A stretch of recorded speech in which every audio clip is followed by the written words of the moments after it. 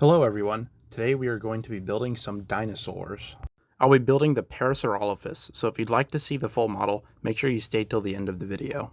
LEGO has actually never made this dinosaur into a mold before, but it has appeared in a Jurassic World LEGO game.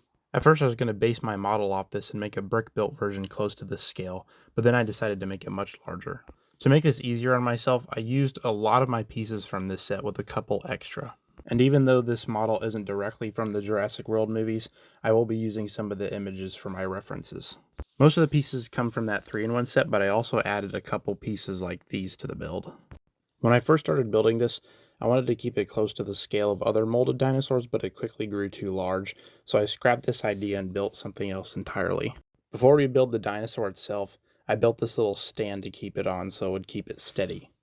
Since this was an addition, I did not use any of the parts from the 3-in-1 set. The first segment I tackled was the torso. This was by far the largest and most complicated part of this build.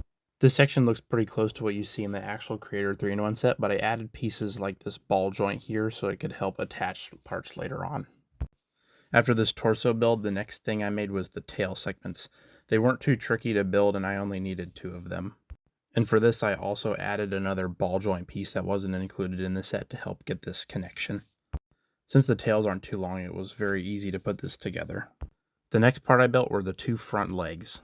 I struggled with these a lot throughout the process of this build, but I found a pretty neat technique to keep this together. I built the top part of the arm in 2 segments, and it's actually held together by the 2 slope tiles on the top. You can see here how exactly I made this build. The only issue it has is it can be a little bit fragile, but if you just keep it on its stand and don't mess with it too much, it doesn't fall apart very easily. Although the front arms don't have a lot of structural stability, it does move pretty nicely. Even though these arms are pretty tough to build, the most difficult part was definitely these 2 back legs. I rebuilt them multiple times throughout building this model. Eventually I settled on using these 2 1x2 hinge plates to get the angle that you can see here. This helps it not move a lot, but you can also bend it down if you want to bend the legs. Overall, I was pretty happy with how these legs came out, especially after having to rebuild them multiple times. Now that you've seen all the parts, it was time to assemble them all together. First we started with the tail that attaches at this ball joint that gives it a pretty strong connection. And now it's time to add the back legs. You can see 2 holes in the torso, but they are covered up whenever you add these 2 parts on. This dinosaur has the ability to stand on 2 as well as 4 legs. For this model, I'm going to have it stand just on its back 2 legs with its front 2 legs in the air since they're not very stable. The next part we're going to add are the 2 front arms. They were a little tricky to get on since I couldn't see the Technic hole. Once they're on, they do have a limited range of motion, but it does not take away from the overall build. Having them more fixed in place was able to help me pose it a lot easier. Now since all parts of the dinosaur are almost attached, we can add it to the base. I included some 1x2 bricks with Technic holes on the bottom of the feet so I could attach it easily. Since I wanted the dinosaur to stand on 2 legs, this was also to help it stand up easier. I was really liking how the stance looked so far. And now my favorite part of the build has to be the head. It's made of 2 pieces, the neck and the head. They're connected with a ball joint piece that I have put into these 1x2 plates with holes in them. Both of these parts use these 1x1 bricks with studs on the side to get these plates added on.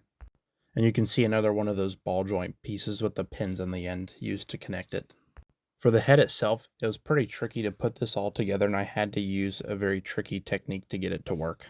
Taking out this side plate, you can see I had to offset one of those 1x1 bricks in the center of that plate there. This technique easily helped so I could add plates on all sides. On the back of the head, you could see some of that 1x2 brick standing out, so I had to use a technique to get these plates to cover it up. I was really happy with how this build turned out. I feel like it captures the dinosaur really well.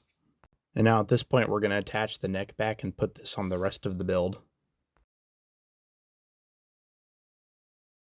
The finished models took a lot of time and I had to keep rebuilding a lot of elements, but I feel like it turned out really well, and I was pretty happy with the overall design.